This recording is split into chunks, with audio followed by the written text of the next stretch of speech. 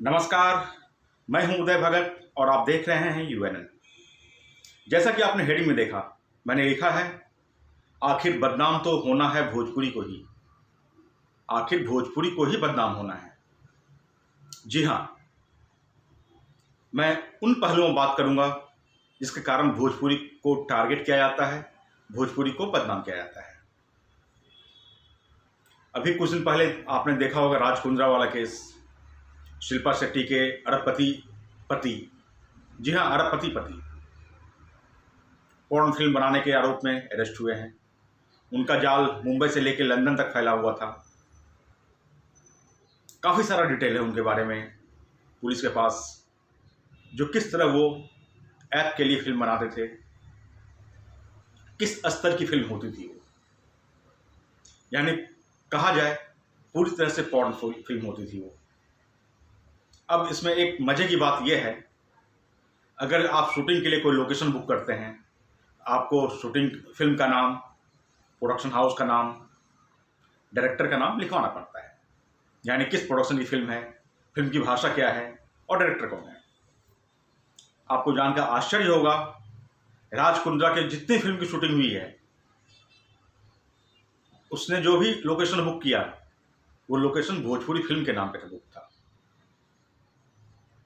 यानी लोकेशन वाले को बताया गया कि मैं भोजपुरी फिल्म शूट करने वाला हूं।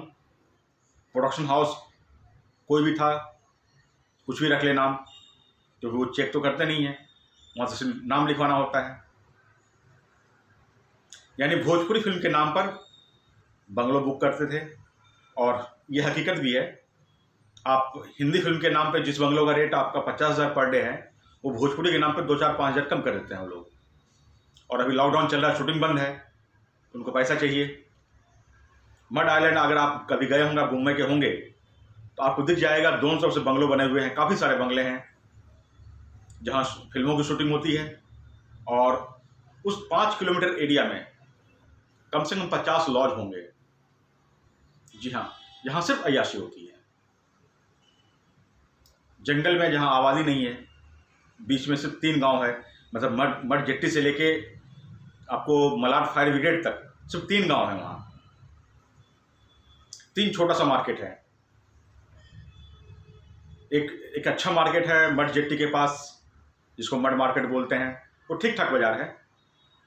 बाकी फुटपाथी जो गांव में होता है, दुकान होता है, ऐसे 2-3 दुकान मिल जाएंगे आपको। रोड के किनारे बहुत दुकान मिलेंगे आपको, जहाँ चाय, नाश्ता, वेफर ये सब मिलता है। तो जैसा बता रहा था मैं, वहाँ 100 बंगले हैं तो 50 लॉज हैं। बंगले एक्चुअल कितने हैं ये तो मुझे भी नहीं पता, मैंने आइडिया लगाया, अपने हिसाब से बोल रहा हूँ। 200-250 बंगले होंगे जहाँ शूटिंग होती है। तो राज कुंद्रा साहब जो बंगलो बुक करते थे, वो भोजपुरी फिल्मों की शूटिंग के नाम पे। सिर्फ राज कुंद्रा ही नहीं, मेरे पहचान का एक बंगलो मालिक है, नाम नहीं बताऊंगा मैं, बंगलों का नाम नहीं बताऊंगा मैं। सबसे सस्ता वही है जहां हमने भोजपुरी मिलन समारोह किया था कई बार। रितेश पांडे जी का भोजपुरी मिलन समारोह उसी बंगले में 2 साल तक हुआ है। तो वो सस्ते मिल जाता है, 15,000 में पूरा आपको यूज़ करने मिल जाएगा। बंगलो स्पेस है, पीछे स्पेस है, जहाँ काफ़ी फिल्मों की शूटिंग हुई है। तो उस टाइप के बंगले भी वहाँ शूट कोई भी हो, रोल लिखवाते हैं भोजपुरी फिल्म। एक तो 2-3 हज़ार सस्ता मिल जाता है, और नाम भोजपुरी का हो, काम कुछ भी हो रहा है। तो मड के बंगलों में जितनी पोर्न फिल्म बनती है, शायद ही कहीं बनती होगी।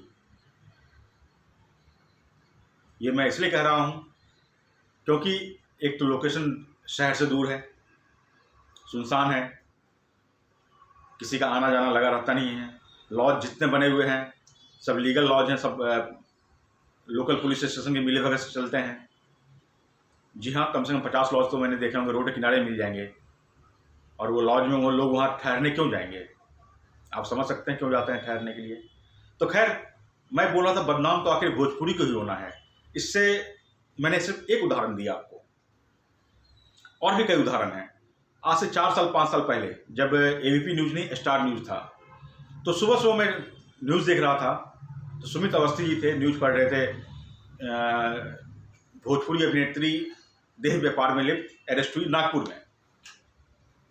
मैं चौंक गया, भाई कौन सी भोजपुरी एक्ट्रेस है जो नागपुर में अरेस्ट हुई है। मैंने पता किया, पता नहीं चल पाया, तो मैंने डायरेक्ट फ़ोन कर दिया अवस्थी जी को। तो उन्होंने जिस एक्ट्रेस का नाम बताया, आपको जानकर आश्चर्य होगा, उस एक्ट्रेस ने 50 से ज़्यादा हिंदी फिल्में की थी, छोटे छोटे रोल वाली, और उन्होंने अब पूरे कैरियर में सिर्फ एक फिल्म की थी भोजपुरी की, मारे करेजवा में तीर। उसमें आइटम नंबर किया था उसने। न्यूज़ क्या आई, भोजपुरी अभिनेत्री देह व्यापार में लिप्त थी। सोचिए कितना सॉफ्ट टारगेट हम लोग हैं। किसी को उठ के कुछ हुआ भोजपुरी, कुछ हुआ भोजपुरी। यही नहीं, एक मेरी फेसबुक फ्रेंड थी, 3-4 साल पहले की बात है, मैं उससे आज तक मिला नहीं हूँ, लेकिन हाँ मैं जानता था उसको। हैदराबाद में एक होटल में पकड़ी गई, अरेस्ट हुई। हालांकि वो केस जीत के, उस पर केस किया उसने, लड़की ने, और जीती वो। कोर्ट ने माना इस चीज़ को जो उसको फंसाया गया था। उसने अपने पूरी कैरियर में सिर्फ एक भोजपुरी फिल्म की थी। इसके पहले वो कम से कम 25 छोटे मोटे सीरियल में रोल कर चुकी थी। लेकिन जब अरेस्ट हुआ तो न्यूज़ आया, भोजपुरी अभिनेत्री हैदराबाद में गिरफ्तार। एक टीवी का ब्रेकिंग बता रहा हूँ मैं, टीवी का ब्रेकिंग न्यूज़। यानी उनका 50 सीरियल भूल गए लोग, सिर्फ एक भोजपुरी फिल्म याद रहा लोगों को नहीं, खासकर टारगेट करने वालों को। मैं आम लोगों की बात नहीं कर रहा हूँ। और इसकी वजह क्या है, गलती किसकी है? गलती हमारी है। आपने सोशल मीडिया पर अगर आप हैं तो आपको कई ठेकेदार मिल जाएंगे भोजपुरी के। ठेकेदार भी ऐसे, आपके चमचे हैं तो दूसरे की बुराई करेंगे अश्लीलता के नाम पे। उनको अपने बॉस का अश्लीलता दिखेगा नहीं। एक पीआरओ भी थे, उनके लिए उनका क्लाइंट भगवान था, बाकी क्लाइंट कुछ नहीं, तो बेचारे गाली भी सुने थे, अब शांत हो गए हैं। तो मेरा कहने का मतलब यही था, भोजपुरी सॉफ्ट टारगेट है। कुछ भी हो, बदनाम भोजपुरी को ही होना है। राजकुंद्रा प्रकरण हो, चाहे नागपुर के होटल प्रकरण हो, या फिर हैदराबाद का होटल प्रकरण, हर जगह सॉफ्ट टारगेट भोजपुरी ही रहता है।